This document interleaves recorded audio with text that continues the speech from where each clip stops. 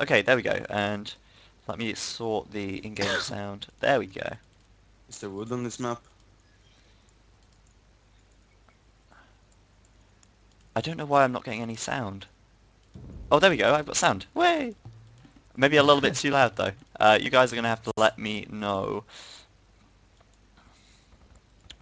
So yeah, this is the Nomad map, and you do start with plenty of wood as well, which does mean you can get your town centre up straight away, unlike in Land Nomad, where you do have to make your lumber camp first. And let's have a quick look at the tech tree while things get underway.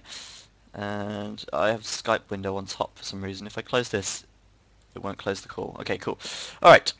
Italians, they are an archer and naval civilization, so Viper's got a little bit of a disadvantage with the fact that there's no water on this map, but it's not Oh, such there's no water?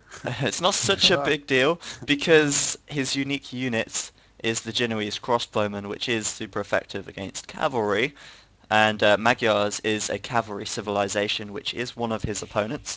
Advancing to the next stage costs minus 10%, which does mean that advancing to feudal requires only 450 food, I believe, if my maths is correct, and obviously then cheaper for the following ages as well. The next two are irrelevant to this map. Dock tech's cheap, fishing ships better line of sight, but obviously they don't count in this situation. And gunpowder units are cheaper as well, which does mean that gunpowder good against infantry and Genoese crossbowmen good against cavalry. They have pretty good good foot units, to be fair. Their cavalry is a bit limited. They don't have access to hussar, so their trash in that case is limited to elite skirmishers and pikemen only, as they don't get halberdier. And they don't get paladins either, which means they can only upgrade to cavalier.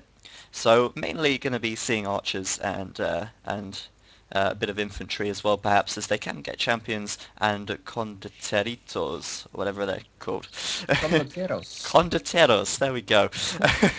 Nice stuff. You don't have an Italian touch. No, I've got no Italian in me whatsoever. Okay, unique text, Pavis or Pavis. I probably said that wrong as well. Genoese crossbowmen plus armor, and Silk Road means their trade units cost 50% less, which again has very little effect in this game, as Viper can't trade with himself, unfortunately. Although he could just, I don't know, like try and trade with Cision or Dale, just get cheeky or something, I don't know. But nevertheless, his score is already... Okay, no worries. His score is already like 60 ahead already. He's been scouting with his horse there, as you can see. And while he's away, I'm going to look at the Magyars. Okay. Oh, he's back. Ready? Yeah. Cool. What about Dale? Tom? Yeah, he's not here, you have to type it. Oh. I He don't chat to all. did. Yes. Okay, all good. Okay, so yeah, you do get this horse to scout with, which is quite cool, because it obviously can't go and attack the enemy villages. I don't know if that's going to be that way forever. But yeah, pretty nice as well. You get 25 population once you put your town centre up, which does mean you don't get pop blocked straight away once you get the town centre up, which is kind of nice. You can start to create villages straight away, which again just helps to speed things up a little bit.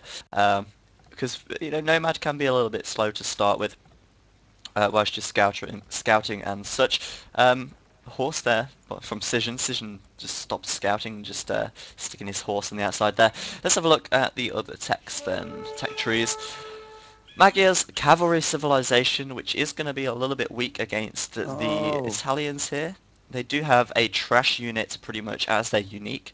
Magyar Hussar, only 90 food and 10 gold. Pretty darn cheap. And their unique technology, which is mercenaries, means that their Magyars cost no gold, which means their unique unit only costs food, which is kind of nice, but it's only a little bit stronger than a normal Hussar anyway. So while they are cheap, they are easy to mass, but they aren't extremely powerful, so they are kind of balanced, I think. I kind of like that unit. They also have access to paladins and hussars as well, obviously, as that's just part of their cavalry line.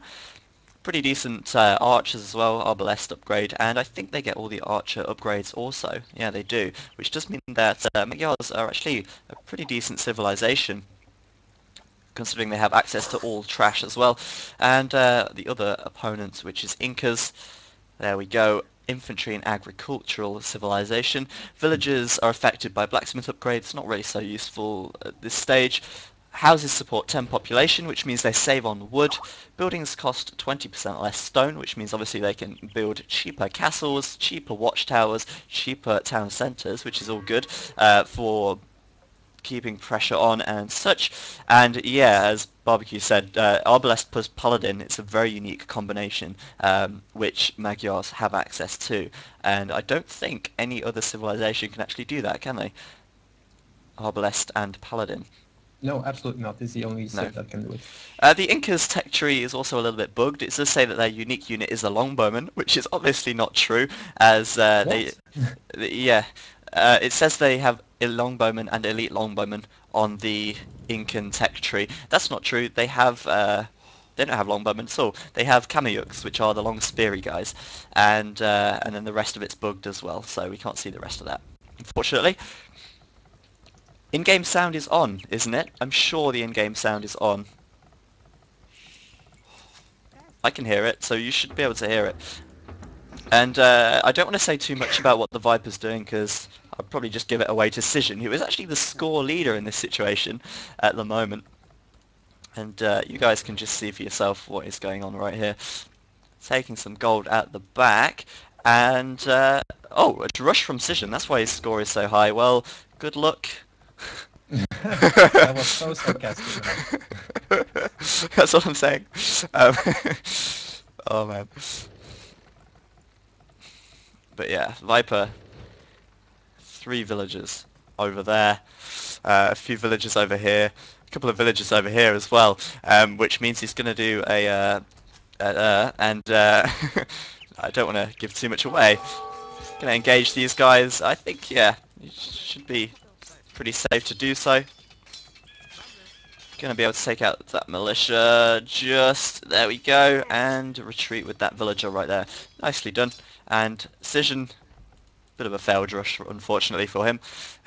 One thing I noticed about horses, which is kind of interesting, you can see them moving through the fog of war, which is quite cool. And of course, he's going to do the next thing and attack the house, which just have only 500 HP. Feudal Age for Viper, pretty darn quick, and a coming up as well. Just get a sense of myself.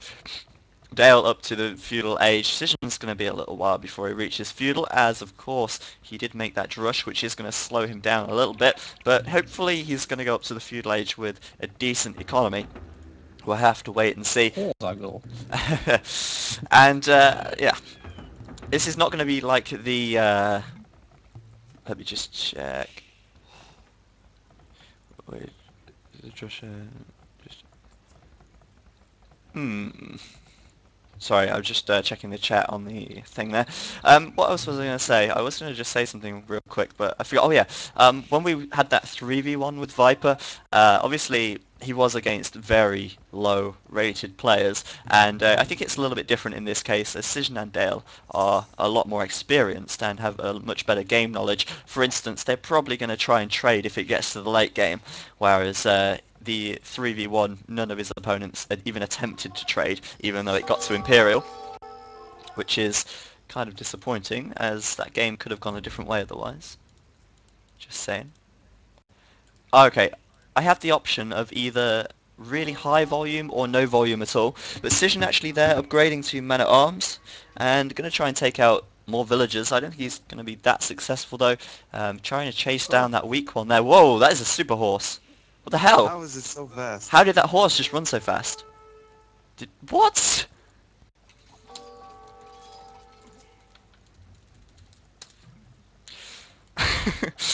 And there we go, going to be able to clear that up. Those villagers not going to stand much of a chance against 5 archers right there. They are going to be forced to retreat as Viper sends him packing. Nice attempt at a forward there, Cision, but unfortunately those guys getting picked apart. Of course, these guys do actually have the access to the blacksmith upgrades, like I said earlier.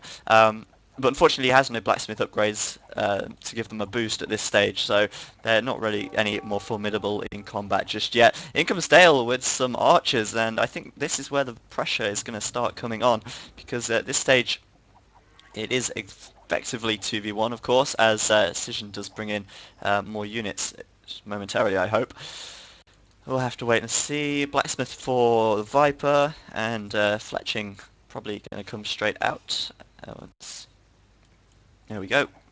And that does give him +1/+1, and already with Dale having +1 attack and defense on these archers, pretty decent. And one thing to note about this map is it's very flat, so no hugging hills. It's simply a straight out battle and try and micro the best you can on ground without any hill advantages or the like. A watchtower there from Cision has been spotted, and Dale actually outnumbering Viper in archers at the moment. Of course though, Viper at base can quickly replenish his units before Dale can send any more over, unless of course he has built a forward, which we don't know about just yet.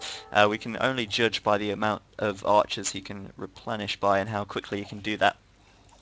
But as you can see, man-at-arms and archers coming forwards, as well as another watchtower, and Viper going to be under a bit of pressure right here. Going to try and keep his economy rolling and keep his gold safe as well. That looks fairly safe out there for the time being. And that should be all good. And, oh, okay, that's interesting. My bad. I just got a text, and my mum is leaving Liverpool, so she's going to be back and wondering why the hell I have a table set up in the hallway. And she's going to be like, what the hell is going on here? But yeah, these guys just rallying around outside Viper's base, and hopefully this game does get to the Castle Age, because I've got to say, most of the Feudal Age warfare is very similar to AoC in the expansion pack, so if he does get to Castle, it would be pretty interesting, but Cision seems intent on trying to finish this as fast as he can, building another watchtower forwards. He certainly likes trushing. If you watched his last game, where he was trushing quite a lot. Dale with a fair few amount of archers right there as well. That is a lot of archers, getting a bit too close to the town centre there, but he should be okay for the time being. And still out-teched at the moment, as Viper just goes up. I don't know if I should say these things, because Cision is in the chat. So, oh well, that's quite a lot of archers from Dale right there, but he's not going to be able to get too close to the town centre anyway just yet, as they're not crossbowmen and he doesn't have bodkin arrow, so you can't outrange the town centre, so he can't really pick off any villagers either. Yet another watchtower from Cision, and he just seems intent on towering and towering and towering. It's kind of funny. Maybe he's going to get a bit closer and actually do some damage with these things. Oh, little dig there. And Viper just going out over here could be interesting. He may be able to force a reaction by doing that, and he should be able to defend at home for the time being, and we'll have to see what unit choice he goes for once he does get up. I have to wait and see. And Archer's just moving out. Let's have a look if he can do anything, any serious damage with these guys. He's already sent some over this side, and he's got pretty good map coverage already. Kind of knows exactly what's going on. Here they are. Let's have a quick look where they are heading to. I just heard a little upgrade sound. Not really sure what that was. Ah, it was Archer armor. It was just being upgraded there, and nearly castle right now, so we probably will see some more interesting stuff. Let's have a look. Well, you could actually upgrade to arbalest, so crossbowman is certainly not out of the question, as well as bodkin arrow as well. And there we go, straight in, and maybe able to pick off quite a few villagers over there. Of course, he's still got to deal with this down here, though, and crossbowman straight out, as you can see. Bodkin arrow straight out as well, and should be able to pick off a couple of villagers right here from Dale. Very nicely done. Wants to obviously spare his villagers as much as he, spare his archers as much as he can, but slowly just being picked away by Dale's Dale's archers there, but now upgraded to crossbowmen. May just be able to kill off this villager here. It's only got 1 HP left. Yes, there we go. Did just get that. And now you can start to push out and deal with this from Cision and Dale right at the front. Cision's towers are going to be a bit of a problem, but a siege workshop is